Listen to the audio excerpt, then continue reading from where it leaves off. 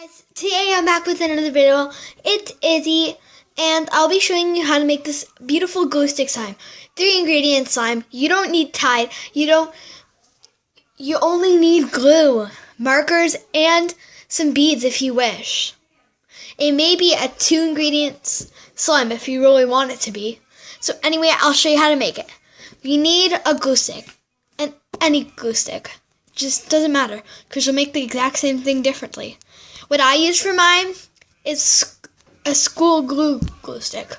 And anyway, I learned this from my friend Alexis. Shout out to Katana Byron. And anyway, let's get on with the video. So, you have to get a piece of glue stick out. It can be any size. And then start mixing it with your fingers or your hands, or you could just do it on the table. It doesn't matter. But what I prefer to do is use my fingers, because I start off with a tiny blob and add more. This is mine so far. Added some nice colors to it. You guys can do the same. It doesn't matter. Anyway, that's your choice in state. I hope you guys enjoy this video. Love you, peeps. Bye.